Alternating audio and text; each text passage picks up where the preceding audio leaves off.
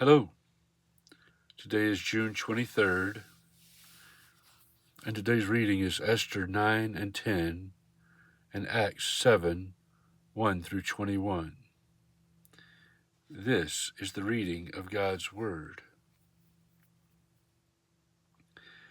Now in the 12th month, which is the month Adar, on the 13th day of the same, when the king's command and edict were about to be carried out, on the very day when the enemies of the Jews hoped to gain mastery over them, the reverse occurred. The Jews gained mastery over those who hated them. The Jews gathered in their cities throughout all the provinces of King Ahasuerus to lay hands on those who sought their harm. And no one could stand against them, for the fear of them had fallen on all peoples. All the officials of the provinces and the satraps and the governors and the royal agents also helped the Jews, for fear of Mordecai had fallen on them. For Mordecai was great in the king's house, and his fame spread throughout all the provinces, for the man Mordecai grew more and more powerful. The Jews struck all their enemies with the sword, killing and destroying them, and did as they pleased to those who hated them.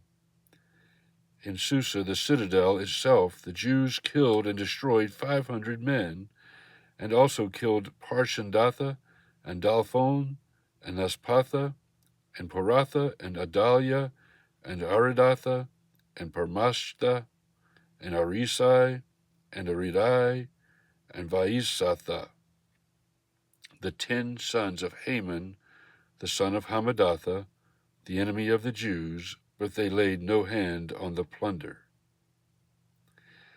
That very day the number of those killed in Susa, the citadel, was reported to the king. And the king said to Queen Esther, "In Susa, the citadel, the Jews have killed and destroyed 500 men, and also the 10 sons of Haman. What then have they done in the rest of the king's provinces? Now what is your wish? It shall be granted you. And what further is your request? It shall be fulfilled." And Esther said, "If it please the king, let the Jews who are in Susa be allowed tomorrow also to do according to this day's edict, and let the 10 sons of Haman be hanged on the gallows." So the king commanded this to be done. A decree was issued in Susa, and the 10 sons of Haman were hanged. The Jews who were in Susa gathered also on the 14th day of the month of Adar, and they killed 300 men in Susa, but they laid no hands on the plunder. Now the rest of the Jews who were in the king's provinces also gathered to defend their lives, and got relief from their enemies, and killed 75,000 of those who hated them, but they laid no hands on the plunder. This was on the 13th day of the month of Adar, and on the 14th day they rested, and made that a day of feasting and gladness. But the Jews who were in Susa gathered on the 13th day and on the 14th, and rested on the 15th day, making that a day of feasting and gladness.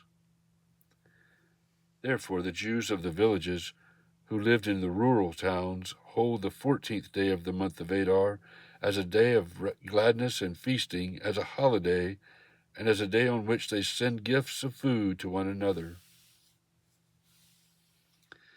And Mordecai recorded these things, and sent letters to all the Jews who were in all the provinces of King Ahasuerus, both near and far, obliging them to keep the 14th day of the month Adar, and also the 15th day of the same, year by year, as the days on which the Jews got relief from their enemies, and as the month they had been turned from them from sorrow into gladness, and from mourning into a holiday, that they should make them days of feasting and gladness, days for sending gifts of food to one another and gifts to the poor.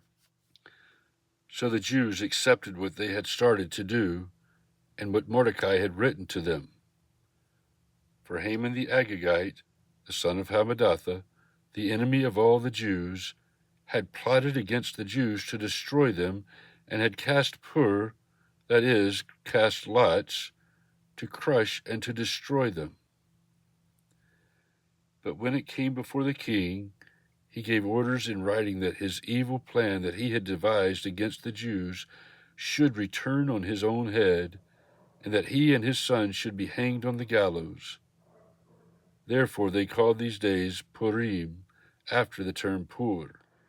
Therefore, because of all that was written in this letter, and of what they had faced in this matter, and of what had happened to them, the Jews firmly obligated themselves and their offspring and all who joined them that without fail they would keep these 2 days according to what was written and at the time appointed every year, that these days should be remembered and kept throughout every generation, in every clan, province, and city, and that these days of Purim should never fall into disuse among the Jews, nor should the commemoration of these days cease among their descendants.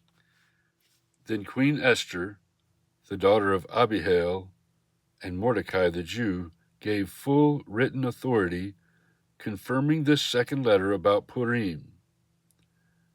Letters were sent to all the Jews, to the 127 provinces of the kingdom of Ahasuerus, in words of peace and truth, that these days of Purim should be observed at their appointed seasons, as Mordecai the Jew and Queen Esther obligated them, and as they had obligated themselves and their offspring with regard to their fasts and their lamenting. The command of Esther confirmed these practices of Purim, and it was recorded in writing. King Ahasuerus imposed tax on the land and on the coastlands of the sea, and all the acts of his power and might, and the full account of the high honor of Mordecai, to which the king advanced him, are they not written in the book of the Chronicles of the kings of Media and Persia? For Mordecai the Jew was second in rank to King Ahasuerus, and he was great among the Jews, and popular with the multitude of his brothers, for he sought the welfare of his people and spoke peace to all his people. Acts 7, 1 through 21. And the high priest said, Are these things so? And Stephen said, Brothers and fathers, hear me. The God of glory appeared to our father Abraham when he was in Mesopotamia, before he lived in Haran, and said to him, Go out from your land and from your kindred, and go into the land that I will show you. Then he went out from the land of the Chaldeans and lived in Haran. And after his father died, God removed him from there into this land in which you are now living.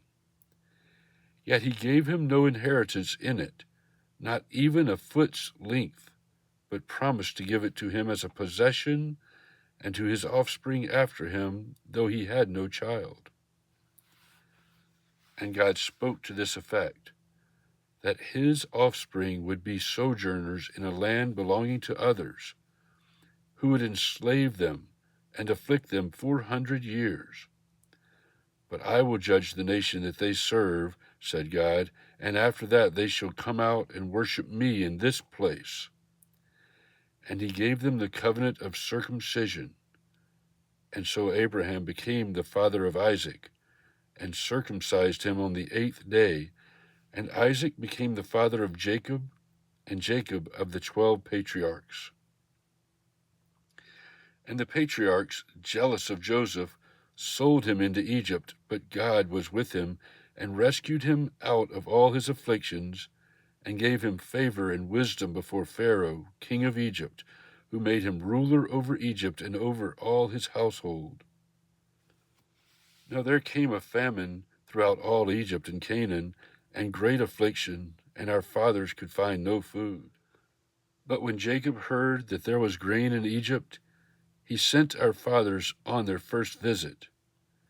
And on the second visit, Joseph made himself known to his brothers, and Joseph's family became known to Pharaoh. And Joseph sent and summoned Jacob, his father, and all his kindred, 75 persons in all. And Jacob went down into Egypt, and he died, he and our fathers. And they were carried back to Shechem, and laid in the tomb that Abraham had bought for a sum of silver from the sons of Hamor in Shechem. But as the time of the promise drew near, which God had granted to Abraham, the people increased and multiplied in Egypt, until there arose over Egypt another king who did not know Joseph. He dealt shrewdly with our race, and forced our fathers to expose their infants, so that they would not be kept alive. At this time Moses was born, and he was beautiful in God's sight. And he was brought up for 3 months in his father's house, and when he was exposed, Pharaoh's daughter adopted him and brought him up as her own son.